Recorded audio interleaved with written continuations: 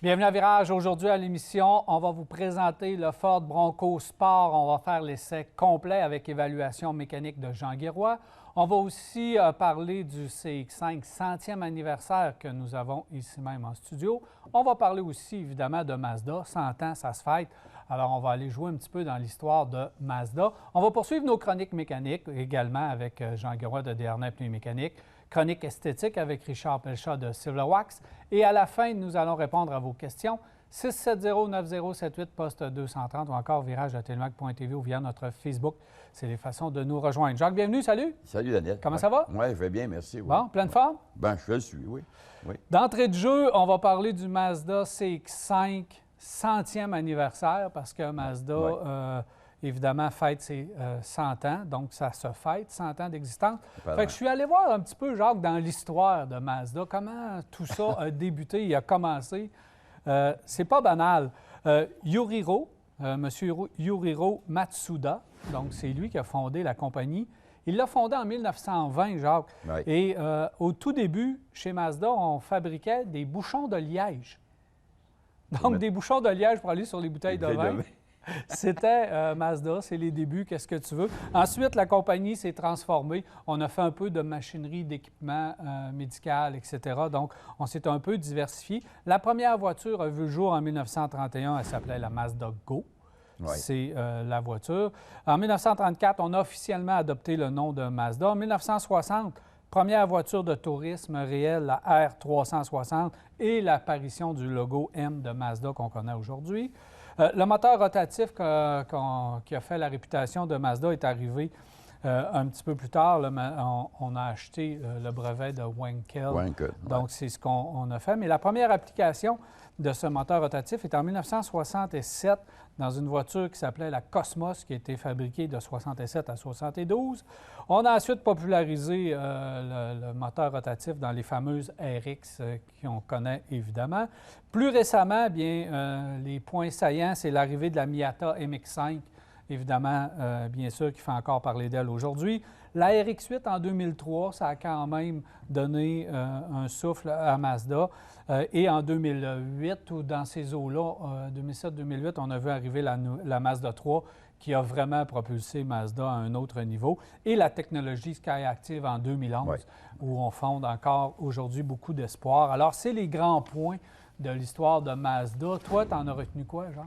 Bien, moi, Mazda, comme tu disais tout à l'heure, je sais qu'ils ont fabriqué aussi des espèces de tricycles, si on veut, au début. Pas qu'on s'est cherché, c'est ce qu'on avait besoin. Et après ça, il est arrivé la fameuse bombe à Hiroshima. Et eux autres étaient installés là, pas loin. L'usine était installée tout près d'Hiroshima, mais ils n'ont pas été... l'usine n'a pas été endommagée.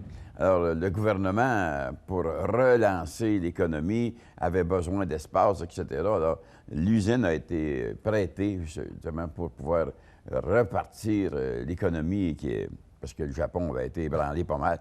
Et quand tu parlais des moteurs rotatifs tout à l'heure, c'est qu'il y a eu RX2. Moi, j'ai eu une RX2, premièrement. C'était un véhicule qui était performant, pas à peu près. C'était un moteur qui avait un son totalement différent, extrêmement bruyant quand tu enlevais le système d'échappement. Mais quelqu'un qui utilisait ça en course automobile ou quelque chose du genre, c'était effrayant, le son. Et c'était performant. Et ils ont développé ce que Wankel avait entrepris et ils l'ont amélioré beaucoup, mais le problème qu'il y avait, c'était un moteur qui consommait toujours. On va le revoir. Moi, je pense qu'on va le revoir dans un avenir rapproché dans l'automobile. Puis quand tu parlais des MX-5 tout à l'heure ou les Miata, bien, il y en a quand même fabriqué au-delà d'1 million. Alors, ça a été un succès, ça, cette affaire-là. Et ils ont été la première compagnie, si ma mémoire est fidèle, japonaise à gagner aussi les 24 heures du Mans en 91, je crois. Alors, c'est une compagnie qui a de l'histoire, qui a vraiment de l'histoire. Et ça vaut la peine de fouiller puis d'aller voir, parce que vous allez découvrir un tas de choses intéressantes. C'est étonnant. Quand tu vois les débuts de ces compagnies-là, tu dis « wow! Probablement qu'eux-mêmes ne le savaient pas que ça allait être la compagnie qu'ils sont aujourd'hui. Jacques, pour fêter ça, on a fait quelques produits 100e anniversaire, dont le CX-5 ici, où on a mis, évidemment, des emblèmes 100e anniversaire un petit peu partout. Ce qui retient l'attention, c'est les très belles roues avec les cœurs de roue rouges qui se démarquent vraiment. Évidemment, on a mis un petit peu de chrome ici et là, mais les sièges et la couleur intérieure rouge qui est absolument extraordinaire avec les tapis moquette rouge. On a fait un très beau travail. C'est distinctif. Année 2021 seulement, parce que ça se fête seulement année 2021, parce qu'on sait qu'on a déjà les 2021 et demi sont déjà arrivés, parce qu'on les appelle comme ça, 2021.5 sont déjà arrivés. Donc, couleur blanc, évidemment, c'est un modèle couleur unique. Mais à la base, on sait que c'est un CX5 et qu'on a pris la signature. Et du signature, on a justement fabriqué le 100e anniversaire. Je pense que ça ajoute environ 1 200 $ pour avoir celui-là versus la signature.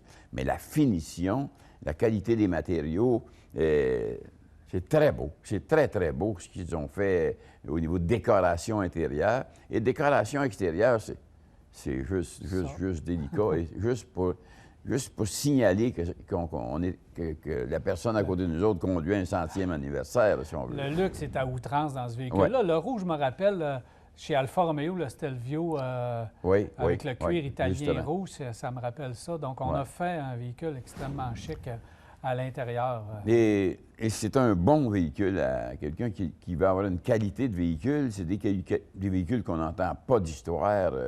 On se promène, puis on a du confort dans ce type de véhicule-là. Il faut rouler dedans pour se rendre compte que Mazda veut s'en aller vers le véhicule de luxe. Oui. Absolument. Ouais. Ils ont monté ça, c'était intéressant. Merci, Jacques. Bien, plaisir. Alors, voilà, on s'arrête à virage et au retour, on rejoint Richard Pelchat de Silverwax.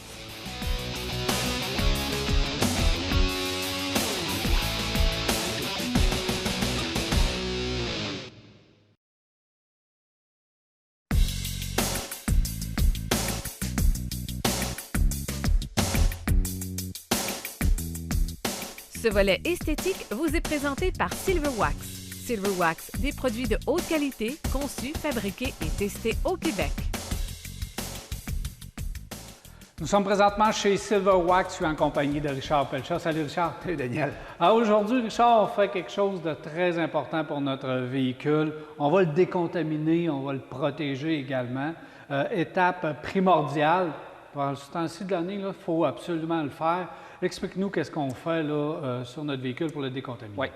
Décontaminer, c'est une étape importante. Quelqu'un qui veut vraiment garder son véhicule parfait, facile à entretenir, parce qu'il ne faut pas oublier que si tu ne décontamines pas ta voiture, quand tu vas poser une cire, un scellant ou quoi que ce soit dessus, c'est qu'il y a une charge avec toutes les petites particules de rouille qu'il y a, c'est que ton produit que tu vas poser ne durera pas longtemps.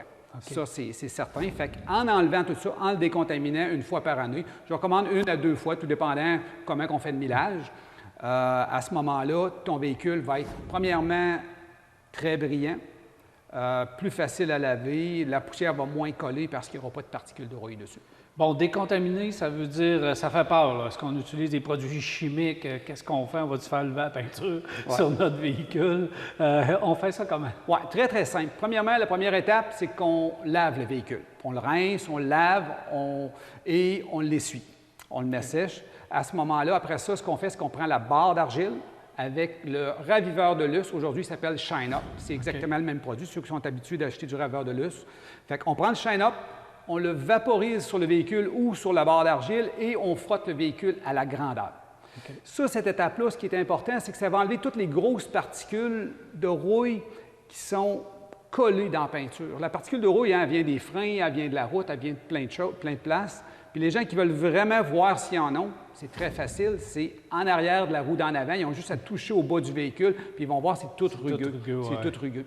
Fait qu'on passe la barre d'argile à la grandeur. C'est une étape qui est longue? Non, 20 minutes. On s'attarde pas trop au même endroit? Non, ça donne rien. Si c'est doux au toucher, on arrête. Ils vont voir encore des particules de rouille. Parce que ceux qui sont incrustés dans la peinture, eux autres, la barre d'argile, elle ne l'enlèvera pas parce qu'elle ne l'accroche pas. Okay. Une barre d'argile, c'est comme de la pâte à modeler, ça enlève, ça élimine complètement la particule de rouille qui est collée dans la peinture. Puis, on n'a pas besoin de se préoccuper, on peut en mettre là, du raviveur de lustre parce que c'est pas dommageable sur l'auto. Même si ça arrive sur les phares, ça arrive sur des moulures plastiques, c'est pas grave. Non, pas du tout. Puis c'est un produit finition de toute façon, le Shine Up. Fait qu'on pourra même l'utiliser par après pour donner un lustre éclatant. Ça, c'est la première. Là, on a enlevé les grosses particules de rouille, ceux qu'on sent avec notre main. Là, on va enlever ceux qui sont collés dans la peinture, ceux qu'on n'est pas capable d'enlever avec notre ongle, avec Rostov, qui était le nettoyant à particules de rouille avant le nom qu'on avait. Fait qu'on utilise Rostov, on peut le vaporiser. Je recommande plus de l'appliquer avec un pad, un genre de pad à cirer. Okay. On se met un gant à vaisselle, on le vaporise dessus et on l'éteint à la grandeur. On fait tout le véhicule. On le laisse agir 5 à 10 minutes. Il ne faut pas qu'il sèche sur le véhicule. Et après ça, on fait juste rincer. Là, vous allez voir... à l'eau claire. À l'eau claire avec le boyau, tout simplement. Juste faire ces 2 étapes-là, vous allez penser que vous allez avoir ciré votre voiture. C'est pas compliqué, il va être brillant. La réflexion de la lumière va recommencer parce qu'il n'y aura plus de cochonnerie, il n'y a plus rien de collé dessus. Ça, c'est les 2 étapes pour la décontamination. Un coup qu'on a fait ça, c'est terminé pour la décontamination. OK. Décontamination, mais là, il ne faut pas laisser notre véhicule comme ça. Non. Là, il est décontaminé, il n'y a plus de protection. Non, exactement. Là, il faut appliquer une protection. Oui, bien, je recommande toujours de mettre quelque chose parce que tu viens de travailler, 20 minutes la barre d'agile, une vingtaine de minutes Rostov pour enlever ce qui était incrusté dans la peinture. On peut mettre stand-out, on peut mettre plusieurs produits. On met un produit de protection. Ce qui est le fun dans stand-out, premièrement, très facile à appliquer. Il y a un céramique coating à l'intérieur, fait qu'on a 6 mois de protection. Le lustre et la brillance que tu as avec ce produit-là est incroyable instantanément. Parle-moi de l'application, de quelle façon qu'on l'applique, s'il fait soleil, s'il fait chaud, s'il fait froid, si l'auto est mouillée, pas mouillée. Bonne question. Stand-out, le gros avantage de ça, c'est qu'on peut le poser au soleil. Si à un moment donné, bon, vous avez fini votre véhicule, puis d'un coup, ce soleil... Commencez le matin, mais là, il fait beau. Oui, exactement. Stand-out, on le vaporise sur le véhicule, on l'éteint sur la partie qu'on veut faire, on laisse sécher 30 secondes, puis on prend un autre microfibre complètement sèche et on essuie. Et juste faire ça, vous allez voir une différence énorme. Puis juste au toucher, le véhicule va venir doux. Ça veut dire que la poussière ne collera pas et c'est antistatique, ce produit-là. La poussière ne collera pas sur votre véhicule. Une fois qu'on l'a placé, ce produit-là, évidemment, si on veut appliquer d'autres produits, parce que là, notre véhicule est quand même propre, si on n'a pas le temps puis on le fait, ça, quand même 6 mois, c'est une bonne protection. Oui. Mais aussi, on peut tout de suite réappliquer une cire ou un produit qui va être à plus longtemps. Oui, on peut réappliquer sur stand-out, on peut réappliquer n'importe quoi. Par contre, quand ils vont voir le résultat que ça donne, ils vont être impressionnés, ils vont probablement en rajouter s'ils veulent avoir encore plus d'éclat ou plus de protection. Richard, question du public, d'une personne qui a malheureusement oublié ses produits, son seau de produits dans son cabanon cet hiver. Là, il me parle qu'il y a son brillant à pneus, un nettoyant à jantes, il y a plein de produits à l'intérieur. Cire aussi qui m'a parlé. Donc, qu'est-ce qu'on fait avec ça? Est-ce que c'est bon ou est-ce qu'on jette tout? Oui, monsieur, une bonne question. Probablement, il y a plusieurs personnes qui se posent cette question-là. Ouais. Dans notre gamme à nous autres, tout ce qui est nettoyant. On va parler de nettoyant à jantes et pneus, on va parler de produits pour le savon. Son savon mousse c'était là-dedans. Les nettoyants à jantes et pneus, les savons, tout ce qui est nettoyage, il n'y a aucun problème. C'est ce qui est au niveau de la protection. On va parler des scellants peinture, on va parler des cires. Ça, c'est fini. Ça, okay. Tu ne gardes pas ça, les émulsions, ils ont gelé et il va y avoir une séparation naturelle qui va se faire. Mais tout ce qui est savon, nettoyant, il n'y a aucun problème avec ça. Il peut le prendre encore, puis ça va revenir parfait. Merci beaucoup, Richard. Ça fait plaisir.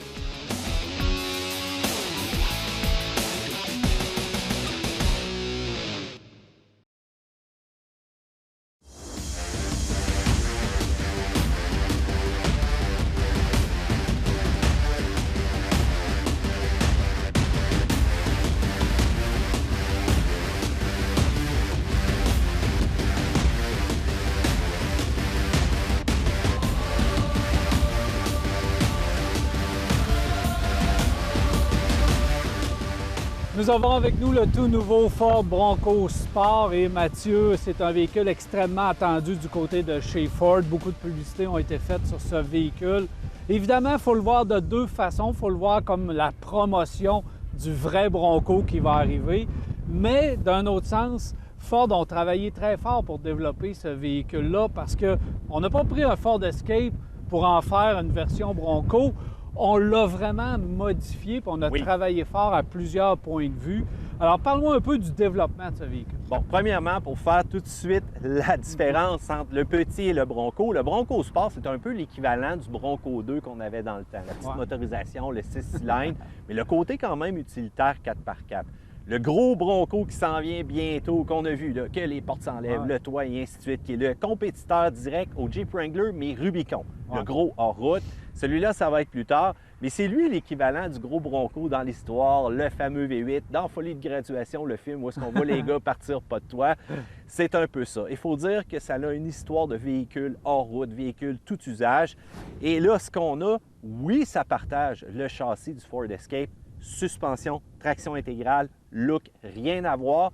Un peu moins d'espace intérieur cependant, mais on est littéralement ailleurs et surtout quand c'est le temps de parler hors route. Bon, si on regarde un peu le style et le design, comme je l'ai dit, c'est la promotion du vrai Bronco. Si on ne peut pas se le permettre ou si on ne veut pas aller dans ce véhicule-là qui est une vraie bête de route, comme tu as dit, le véhicule utilitaire aventure urbaine, bien, c'est ce véhicule-là. On a mis le design de Bronco à l'avant extrêmement réussi. Oui. À l'arrière, la coupe de toit ici que j'adore vraiment, la portion arrière.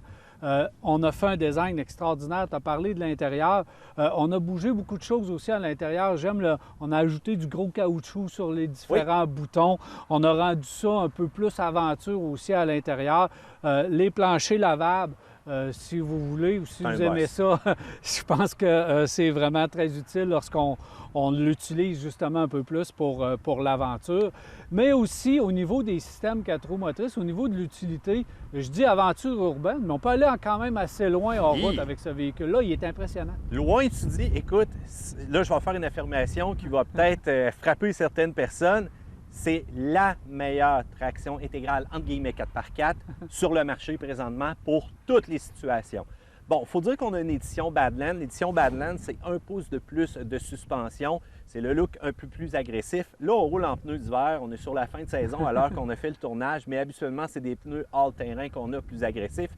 Et la grosse différence aussi entre les autres modèles de Bronco Sport, c'est la traction, mais surtout le différentiel à l'arrière où est-ce qu'on utilise un principe de double embrayage. Donc, on va avoir la possibilité de verrouiller le différentiel à l'arrière et c'est ça qui fait la différence hors route. Aussi, directement sur la molette centrale, on a la possibilité de verrouiller la traction 50-50. Et Ford nous disait lors de sa présentation, écoute, si on a besoin, on peut envoyer de la puissance à une seule roue qui a de la traction.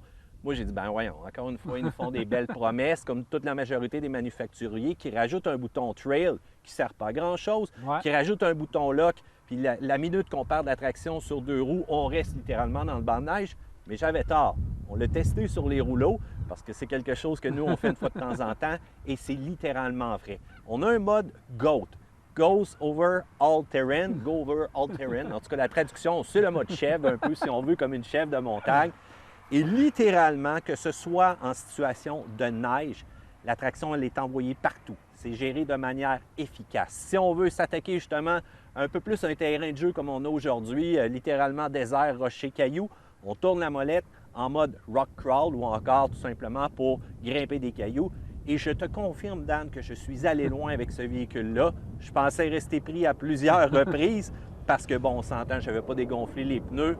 On avait conservé les pneus d'hiver et pneus d'hiver chauds, c'est pas l'idéal, mais quand on va avoir les pneus d'origine, on enlève un petit peu de pression et ça fait un travail exemplaire. C'est le petit véhicule parmi toute la compétition du segment qui va aller le plus loin. Et on s'attaque directement aux petits Jeep, bon, aux fameux Compass, tous ceux-là qui ont la notion Trail Rated, la notion Trail Hawk qu'on appelle. Tout ça, tassez-vous de là, on s'en va loin et le Bronco vit selon sa légende d'un véhicule qui est capable d'aller loin. Absolument, puis c'est ce qu'on veut reproduire avec cette version sport-là. On va aller chercher les gens, évidemment, des acheteurs de véhicules qui veulent avoir aussi un look, mais qui va avoir son utilité dans le segment avec un peu plus de robustesse. Le modèle qu'on a là, évidemment, a les plaques protectrices également et des modes de conduite. Tu as parlé des modes hors route, mais il y a aussi les modes de conduite qu'on peut jouer avec un mode sport qui est quand même assez efficace et surprenant, le mode sport sur ce véhicule. Puis moi, je vais même y aller d'une recommandation. On a quand même 2 choix de moteur. Allez-y avec le 2 litres, la version Badlands. C'est pas si cher que ça quand même à la facture finale. Ça a du punch. Ford ont bien fait de lancer ce véhicule-là. On veut perpétuer l'image du Bronco, mais c'est un véhicule, je le prédis déjà, qui va avoir une valeur de revente incroyable dans le véhicule d'occasion parce que les gens qui ne pourront pas se le permettre de dépenser tout près de 50 000 $ pour un véhicule comme ça, bien, dans le véhicule d'occasion, vont vouloir aller chercher le look et les gens qui vont l'acheter vont pouvoir avoir une bonne valeur de revente avec ce véhicule. Alors, un bon coup pour Ford. Après le Mustang Mach-E, voilà que le Bronco Sport frappe un bon coup. Maintenant, on a hâte au vrai Bronco. Bon, on vous le promet pour cette année. Cependant, dans la saison de virage, ça va être à la prochaine saison, je te le dis tout de suite. Mais c'est très attendu. Les amateurs d'en-route de Jeep surveillent de très près le Bronco parce qu'on nous promet des capacités exceptionnelles. Et si c'est à la hauteur de celui-là, il m'a littéralement surpris, moi, un gars d'en-route, préparez-vous, la grosse version, ça va être quelque chose. Merci Mathieu. Alors, on va aller voir vraiment la mécanique avec notre expert Jean Guiroy.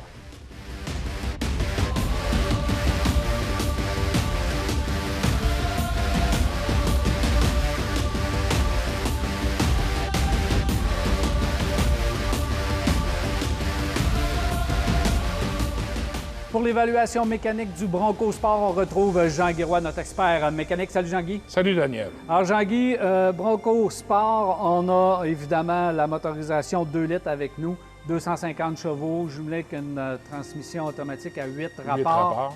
Moteur de base, c'est le 1,5 litres qu'on retrouve à 181 chevaux. On va commencer avec le 2 litres qu'on a sur le capot, un moteur que tu connais bien. Oui, parce que c'est un moteur quand même qui est... le EcoBoost 2 litres, c'est un moteur qui a été éprouvé depuis plusieurs années chez Ford.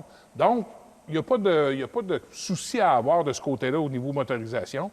C'est sûr qu'on va être limité un petit peu sur la tire, parce qu'on peut tracter avec ce véhicule-là un 3400-3500 livres qu'on peut tirer.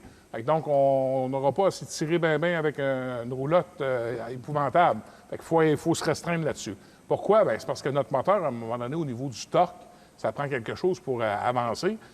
On va être limité à ce niveau-là, mais si on prend juste dans l'ensemble le véhicule, ça fait son travail, puis c'est un moteur qui est fiable, surtout la fiabilité qu'il faut souligner dans ce cas-ci. Avec les systèmes 4 roues motrices, on a un couple acceptable de 277 livres-pieds, donc on va pouvoir faire un petit peu de route à basse vitesse, on va avoir exact. La force on est dans la bonne nécessaire. ligne de ça. Puis en plus, qu'est-ce qui est intéressant, on le voit tout de suite sur l'architecture, sur le capot, qu'il y a de la place. Il y a de la place pour travailler, faire de la maintenance. Parce qu'on en parlait tout à l'heure, justement, avant de rentrer en onde, c'est des véhicules aujourd'hui qu'il va falloir être beaucoup plus soucieux de l'entretien qu'on va lui apporter. On va le voir plus tard, mais qu'on aille voir au niveau du rouage d'entraînement et des freins. On va voir qu'on a de la maintenance à faire à ce niveau-là. Mais c'est la même chose au niveau du moteur. Fait que c'est le fun quand on ouvre un capot puis qu'on voit que c'est dégagé de cette façon-là. Donc, ça va se travailler très bien, puis ça va bien vieillir aussi. C'est important aussi. L'expérience avec le 2 litres, tu en as réparé depuis quand même un bon moment. Donc, oui. On sait que c'est des motorisations qui peuvent durer dans le temps, Jean-Guy. Ah oui, absolument. Moi, des 200-250 000 kilos avec un 2 litres, j'ai vu ça couramment et sans avoir de problème sérieux. L'entretien normal, mais pas de réparation majeure avec ça. Un mot sur la motorisation de base, le 1,5 litres. 1,5 litres. Bien, le 1,5 litres, on est un petit peu plus limite. Il faut s'entendre. On a changé la cylindrée du 1,5 litres. On l'a amélioré supposément. On n'a pas d'historique trop là-dessus non plus. Fait qu'on ne peut pas se prononcer comme le 2 litres. D'après moi, on a réglé le problème parce qu'on avait un problème à l'origine avec ces petites cylindrées-là, problème d'admission. On avait beaucoup d'encrassement qui se produisait à l'admission du moteur. Donc, je pense qu'on a réglé ces problèmes et ça devrait bien aller. Mais encore là, c'est avec un bémol, on n'a pas beaucoup d'historique, donc on ne peut pas se prononcer avec autant de vigueur qu'avec ce moteur-là. Un mot sur la transmission à 8 vitesses. Transmission 8 rapports, ça, c'est intéressant parce que de plus en plus, l'ensemble des manufacturiers automobiles, on voit de plus en plus des transmissions à 6, 8, 10 rapports. Pourquoi? Bien, justement parce qu'on va aller chercher les coupes parfaites pour justement être dans la bonne courbe par rapport au moteur. Donc, votre moteur est toujours sur une demande bien constante. Puis, qu'est-ce qui fait le travail? C'est notre transmission. Puis, on a travaillé beaucoup au fil des ans sur les transmissions, puis on les a améliorées énormément. Fait que les changements de vitesse se font bien, en douceur. C'est une transmission, ça, qui va bien se comporter. Puis encore là, l'entretien, c'est important d'y voir, parce que 8 vitesses, ça change de vitesse plus souvent. Fait que c'est important d'y voir. Allons voir frein suspension. Oui, absolument.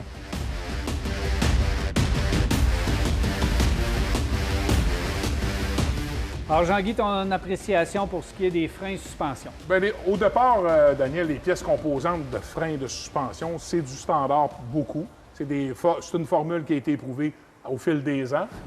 Jambes de force de type McPherson, des billets de débattement qui sont attachés sur la barre stabilisatrice.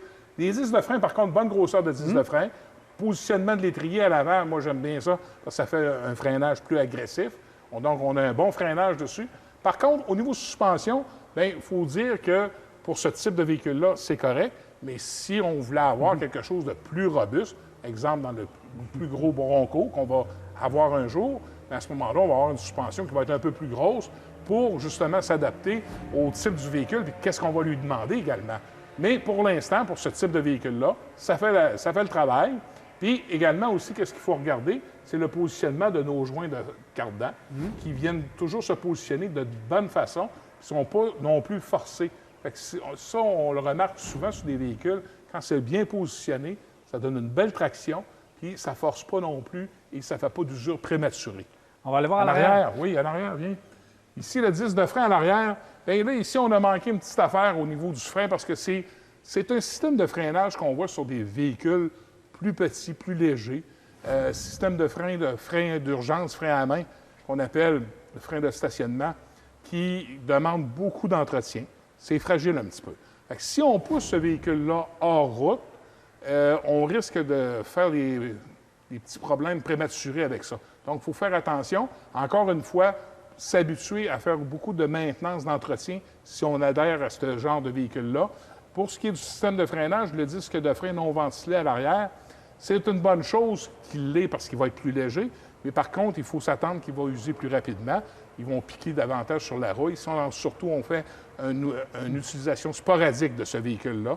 Ça fait un usage de frein qui est pas négliger le nettoyage. Le secret, c'est le nettoyage. Absolument, Daniel, tu as entièrement raison. Ici, au niveau de la suspension, bien, une bonne table de suspension qui est bien positionnée. Oui. Les bras aussi sont bien faits. C'est fait, s'il y a de quoi, c'est fait plus rigide au niveau de la suspension à l'arrière qu'à l'avant. Ça m'encourage de voir ça, surtout si on va tracter. Parce que pourquoi je parle souvent de tractage avec ce type de véhicule-là? Quand on est porté à s'acheter un genre de véhicule comme ça, souvent, on veut accrocher quelque chose en arrière de ça. Une petite remorque, une tente roulotte, des choses comme ça. Donc, on a un bon attelage ici qui va être capable de le prendre facilement. On va sur le véhicule, Jean-Guy. Sur le véhicule.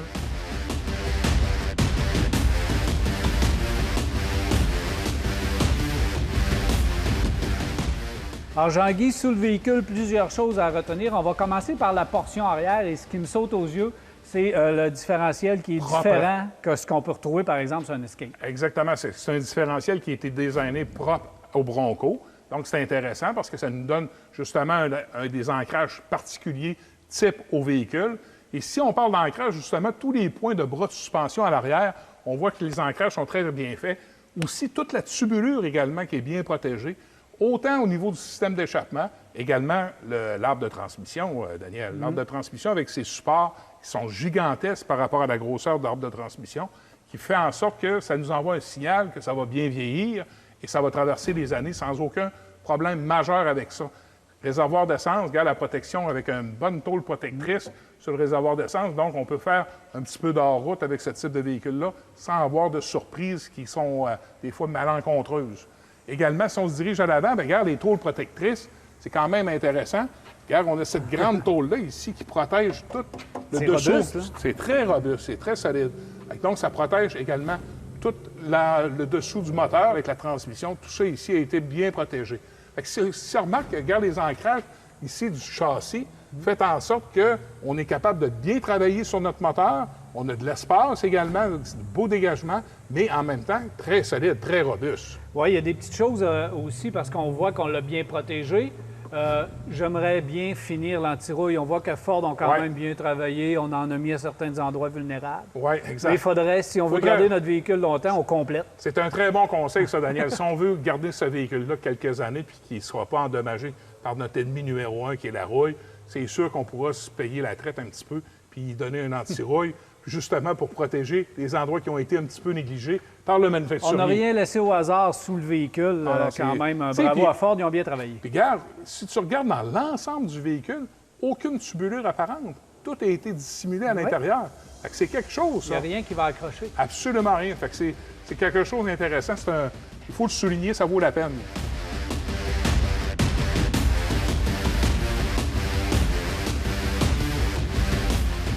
Alors, Jean-Guy, pour ton évaluation mécanique du nouveau Bronco Sport, quel modèle tu recommandes? Bien, c'est sûr que si on veut profiter de ce véhicule-là et de tous ses agréments qui sont intéressants et ses composantes, ça prend absolument le moteur 2 litres qu'on retrouve dans notre véhicule qu'on a ici.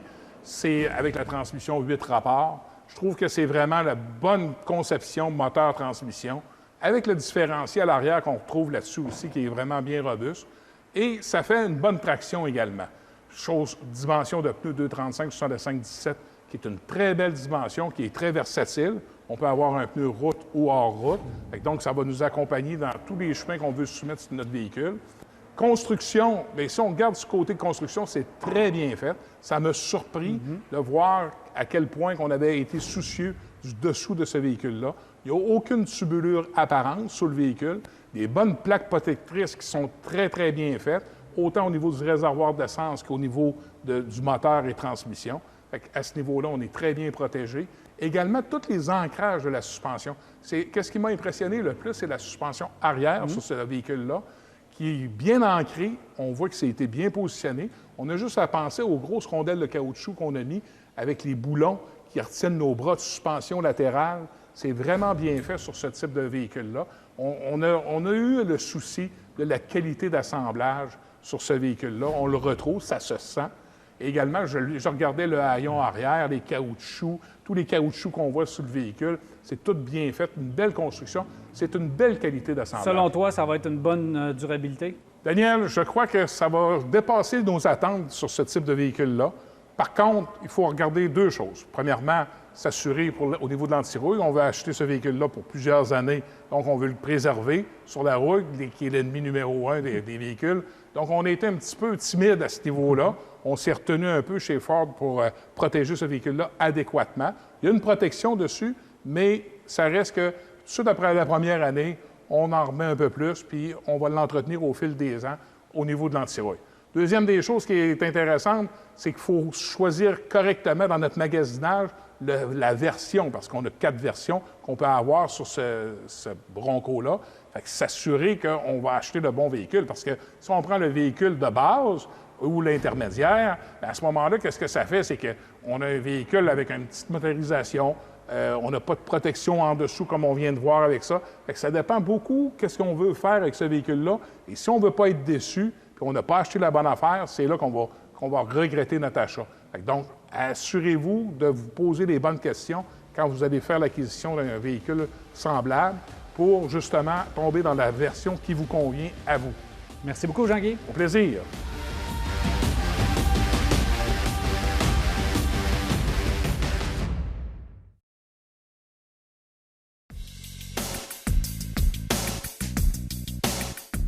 Cette chronique vous est présentée par Napa Auto Pro en collaboration avec Desharnais, le connaisseur membre du réseau.s. Chez Desharnais, la mécanique, les pneus, on connaît ça.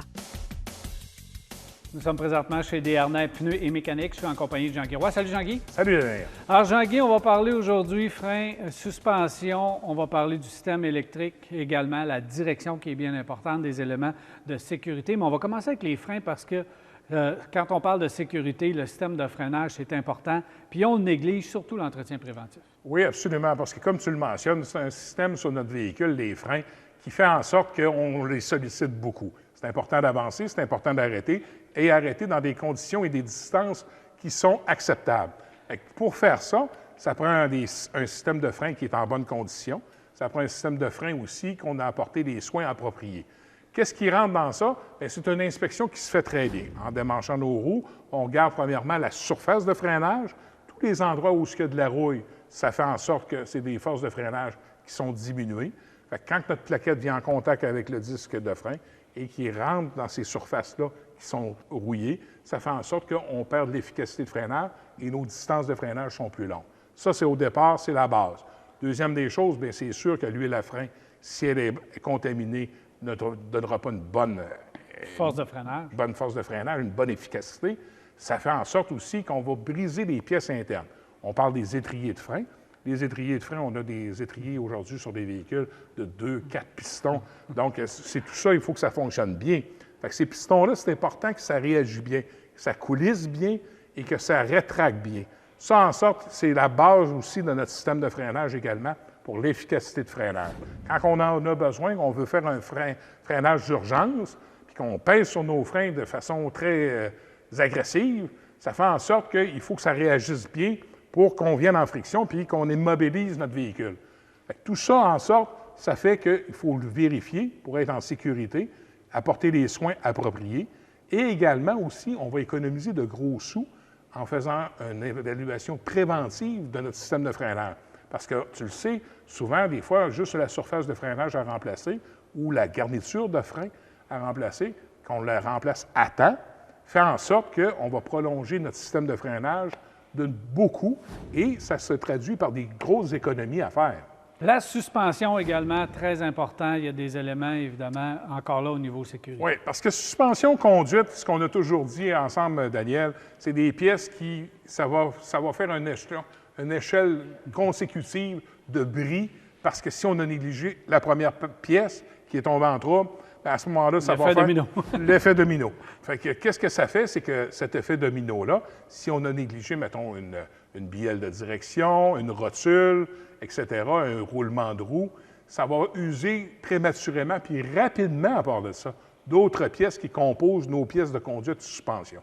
Fait que c'est important de le faire vérifier. Le meilleur endroit dans l'atelier pour le vérifier, c'est sur une rampe d'alignement. On rentre le véhicule sur la rampe d'alignement, on fait une vérification de conduite de suspension, et à ce moment-là, on a l'heure juste de l'état de notre véhicule. Fait que ça, c'est important de le faire. Puis également aussi, au niveau des roulements de roues, pour s'assurer justement, parce que c'est dangereux, un roulement de roue peut geler, qui peut arrêter de rouler, et à ce moment-là... Il peut même prendre feu. Il peut même prendre feu, mais à ce moment-là, il peut même couper la fusée de roue. Oui. Oh, on a déjà vu ça souvent. Fait que ça se fait rapidement. Fait que donc, des bruits, souvent qu'on va voir, parce qu'on va mettre nos pneus d'été, ça va rouler plus doux. Puis on va s'apercevoir qu'on a des sons qu'on n'est pas habitué d'entendre sur notre véhicule, mais ça peut être des sources de bruit à ce moment-là. Fait que ces systèmes-là, c'est important d'y voir. C'est important aussi de faire une prévention, un entretien préventif avec ça, parce qu'il y a encore là une économie à faire qui est vraiment tangible. Autre élément, lorsqu'on a fait le tour de direction frein-suspension, tu as parlé de partir en vacances. La batterie, le système électrique, c'est bien important. Si on ne veut pas rester en panne, l'été, normalement, c'est sollicité. Oui, ça c'est vrai. Mais normalement, notre batterie, on pense à ça l'hiver. Oui, c'est ça. On dit, l'hiver, mais l'été, pas de problème. Non. Parce que l'été, la chaleur, les grandes chaleurs, des fois, ça ne dure pas longtemps, mais on a des chaleurs. Bien, je vais vous dire que c'est une période où on change beaucoup de batterie à ce moment-là. Demandez à nos amis du club automobile, puis c'est des journées très actives pour le remplacement de batterie dans les journées de grande température. Pourquoi? Parce que si nos électrodes à l'intérieur de notre batterie font en sorte que l'acide s'est mal reproduit, rechargé tout le temps, ça fait en sorte que nos plaques à l'intérieur qui vont surchauffer. Et avec la chaleur ambiante qui est beaucoup plus haute, ça fait en sorte que les plaques vont venir qu'à se coller. Et quand ça se colle une plaque, c'est fini. À ce moment-là, ça vient décharger nos électrodes et notre batterie tombe à plat. Donc, c'est important d'y voir. C'est important de faire un test de batterie. On a des appareils pour ça. Puis on voit Alexandre avec cet appareil-là qui a vérifié une batterie. À ce moment-là, on sort un test de voir comment est-ce qu'il est capable de pousser de force, d'ampérage, pour quand on lance notre démarreur. Parce qu'on sait que quand on lance notre démarreur, on lance notre moteur, avec le démarreur du véhicule, c'est une source de courant énorme qu'on demande à notre batterie. Il faut qu'il soit capable de durer pendant au moins 15 secondes un test de cranking power qu'on appelle. Est-ce qu'on peut faire un entretien préventif sur notre batterie? Bien, premièrement, les pôles de batterie, s'assurer que c'est bien nettoyé. Autant les connecteurs que les pôles, parce que chaque fois qu'on voit du vert de gris là-dessus, c'est une restriction pour que le courant ait plus de difficulté à rentrer à l'intérieur de notre batterie. Ça fait un obstacle. Fait que si nos pôles et nos connecteurs sont bien nettoyés, déjà là, c'est une bonne chose. S'assurer, la deuxième chose, des fois, on a besoin juste d'une surcharge de notre batterie. Parce que si on fait une utilisation de courte distance, comme la plupart des gens, mais à ce moment-là, des fois, on se ramasse toujours avec une batterie qu'on est à moitié en termes de capacité d'emmagasinage d'énergie. Des fois, une petite surcharge de notre batterie va faire en sorte que ça va la ravigoter un peu, puis ça va la remettre comme elle devrait être, et ça va prolonger sa vie de beaucoup. Il me semble surtout sur une petite batterie comme tu as entre les mains présentement, on aurait peut-être besoin de la recharger de temps en temps. Puis tu me faisais la remarque, ça ne va pas sur un 4 roues, ça non, va sur un automobile. Je pensais que c'était une batterie de VTT. Ça va sur un automobile. Puis aussi, à ça, qu'est-ce qui vient se greffer à ça? Bien beau parler de la batterie, mais ça prend qu'est-ce qui produit du courant pour rentrer dans la batterie? Votre alternateur qui est entraîné par une courroie par votre moteur. Donc, deux choses à vérifier. L'alternateur, est-ce qu'elle produit assez de courant? Est-ce que notre courroie est en bonne condition? Est-ce qu'on perd un tour à toutes les 2 fois sur notre courroie? Puis à ce moment-là, ça va baisser la capacité de l'alternateur et en même temps affaiblir notre batterie. Tout ça, le système de charge, ça se vérifie très bien. Ça empêche des pannes. Et deuxièmement aussi, c'est de prévention pour notre batterie, la durabilité. Parce que dites-vous qu'une batterie, vous êtes capable de faire au moins 6 ans avec une batterie qui a eu tous les soins appropriés. Quand on remplace une batterie qui a 2, 3, 4 ans d'âge, ça veut dire qu'il a manqué d'entretien en quelque part. Alors, Jean-Guy, en terminant ces chroniques mécaniques, l'entretien minimal de notre véhicule, il faut suivre le guide du manufacturier pour pouvoir garder notre voiture longtemps et éviter les graves problèmes. De grâce, dites-vous une chose, le manufacturier n'a pas écrit ça pour le fun. C'est lui qui l'a fabriqué, votre véhicule. Et les conseils que vous retrouvez à l'intérieur de ça, c'est pas juste un livre qu'on met dans le coffre à gants et qu'on laisse là. Il faut le consulter de temps en temps. Échanger avec votre garagiste aussi, avec votre conseiller technique, pour qu'est-ce que vous devriez faire par rapport à vous et l'utilisation que vous en faites de votre véhicule. Et vous allez avoir beaucoup plus d'agrément avec votre véhicule, beaucoup plus de plaisir. C'est toujours plaisant, Daniel, quand on part de la tête tranquille, qu'on sait que quand on tourne la clé, notre véhicule est sécuritaire, tout a été vérifié. On part avec ça, la tête tranquille. Les déplacements sont beaucoup plus joyeux, beaucoup plus plaisants, beaucoup plus sereins. Et l'autre point important, on sauve des sous énormément. On sauve beaucoup, beaucoup de sous si on fait l'entretien approprié à notre véhicule et sur un long terme aussi. On va prolonger la vie de notre véhicule. On va le changer des fois, pas parce qu'il ne marche plus, pas parce qu'il y a des grosses réparations à faire, parce qu'on est tanné de la couleur. Fait que c'est beaucoup plus plaisant dans ce temps-là. Merci beaucoup, Jean-Guy. Plaisir.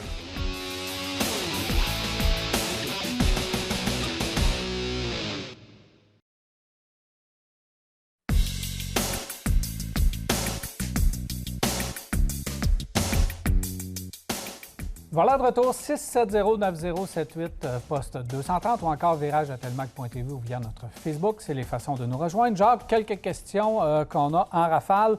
La première, Toyota Yaris 2019, 6700 km automatique. Mon interrogation est le fait que c'est une Mazda à mon grand étonnement. Est-ce que c'est aussi fiable que mon ancienne Yaris que j'avais déjà, qui était, elle, une Toyota? Donc, on se pose vraiment des questions, mais si Toyota a mis leur logo sur le véhicule, c'est qu'ils étaient pas mal certains de leur affaire. Oui, mais c'est parce que, premièrement, c'est que Mazda, c'est que ça devait être distribué chez Mazda. Les concessionnaires Mazda n'étaient pas heureux d'avoir perdu leur Mazda 2.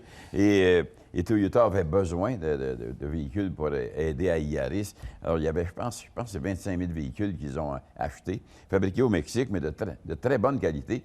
Mazda, comme tu disais, Toyota ont essayé ces véhicules-là, on regardait ça, puis on dit, OK, on peut mettre le logo Toyota dessus. Et surtout, 6700 km. Oui, 2019, c'est neuf. Évidemment neuf. La voiture est neuve, alors il n'y a aucun problème. Mais c'est très bon, c'est très... Écoutez, les gens, c'est vrai que Toyota a une réputation de véhicule, de véhicule qui dure, qui est bonne, mais Mazda n'est pas moins bon. Là. Ben non, même affaire, c'est la même chose. Ouais. C'est la même chose. La seule affaire, je me demande si Toyota n'ont pas fait une erreur en fabriquant leur Yaris en France. Ouais. On a beaucoup de production là-bas en France et les coûts sont trop élevés pour pouvoir l'amener ici. Ouais. Elle coûterait trop cher. C'est la raison pour laquelle on n'a pas la nouvelle Yaris pour l'instant. Puis ils ont une petite Yaris Cross qui va sortir là-bas. On n'est même pas certain d'être capable de l'avoir de notre côté ici. Il y a M. Raymond qui regarde pour un Acura RDX 2017, 57 000 km pour le long terme. Alors, 2017 V6, allez-y, c'est le 3.5. Moi, j'ai rien à redire de ce côté-là. Moi non plus. Moi non plus. On passe à une autre question. Bon. Hein? Ça a été très bon. Une autre question qu'on n'aura pas grand-chose à redire, Jacques, c'est les gens qui regardent pour un Kia Stinger 9 dans le but de le garder longtemps. évidemment, je voudrais qu'il reste beau pour avoir une bonne valeur de revente. Il va avoir une très bonne valeur de revente parce que, malheureusement, dans le véhicule neuf, ils ne se vendent pas assez. C'est incroyable. Dans un véhicule de cette qualité-là, ils ont baissé les prix, puis c'est pas encore suffisant. Mais quand tu roules dans cette voiture-là, il faut... C'est toujours la même chose. Il faut que... Premièrement, Kia n'était pas connu pour aller dans ce créneau-là. Et je pense qu'au niveau de supporter l'image, supporter le véhicule, peut-être qu'il a manqué un peu. Et de mettre des gens à bord. L'important, c'est de mettre des gens à bord, parce que si tu as réussi à monter quelqu'un à bord, il s'en retourne avec le véhicule. Alors, la valeur de l'achat sera bonne dans quelques années parce qu'il n'y en aura pas sur la route. T'sais. Bien, les prix vont être bons. En plus. Il n'y en aura pas beaucoup. Puis ceux qui veulent l'avoir aujourd'hui puis qui aimeraient ça en avoir une aujourd'hui, eh bien, ils vont avoir une très bonne voiture dans quelques années. Déjà, ils ont des bonnes Tu as raison, dans un créneau de berline sport comme ça, c'est dur de se faire sa place, contrairement. On s'en va chercher naturellement les BMW puis les Mercedes, là, puis même les Lexus IS. Donc, c'est dans ce créneau-là qu'on se bat. C'est pas facile, mais ils ont la voiture pour se battre. Puis la concurrente la plus proche, c'est la Genesis. C'est la G70. Et ils vont peut-être devoir faire un rafraîchissement, mais au niveau de design, il n'y a pas grand-chose à faire sur ce véhicule. Elle est très moderne. Elle est très, très moderne comme voiture. On a Francine qui regarde pour une Passat CC Volkswagen 2011, 114 000 km, propre, frein et pneus neufs, roule bien, 7 800 $. Ça semble dans le prix, ça. Le prix. Eux autres, il n'y a pas grand problème. Les problèmes qu'il y avait étaient souvent dus à la carbonisation au niveau du système d'admission. Et le problème qu'il y avait, c'est que ça se carbonisait parce que les gens ne les roulent pas assez. Alors, ces moteurs-là, il faudrait qu'ils les tournent de temps à autre à 4 000 tours, à 5 000 tours pour les déclasser. Mais en dehors de ça, c'est un véhicule très agréable puis qui était joli pour ça. C'était très beau comme ça. Bien, les problèmes de coulage, là, au niveau de la motorisation, il faut regarder du côté... Moi, mon conseil, c'est inspection minutieuse. C'est ça. Pour s'assurer que du côté motorisation, tout soit correct. Et aussi du côté de la transmission. Si les pneus, les freins sont neufs, la carrosserie, c'est un véhicule qui va être solide, les suspensions sont solides. Moteur, transmission, inspection minutieuse. Oui. Ça, c'est fait. C'est bon pour un bout encore. Ouais. Puis on s'assure d'éviter les grandes surprises. Un Niro 2020, Jacques? Niro 2020? Ben oui. C'est ça. Chaque fois qu'on en suit un, on regarde ça et on dit c'est un véhicule qui aurait dû être poussé, ça aussi, davantage. Tu sais. Absolument. Ouais. Version hybride et non version électrique. Merci, Jacques. C'est déjà tout? Déjà tout. Ah ben. Ça passe vite. Bien, merci. Oui. Merci. Alors, voilà, c'est déjà tout pour Virage. J'espère que vous avez apprécié. Je vous donne rendez-vous la semaine prochaine, mardi soir, 21h30, pour un autre Virage. Bonne semaine. Cette émission vous a été présentée par les Centres d'inspection technique CAA Québec.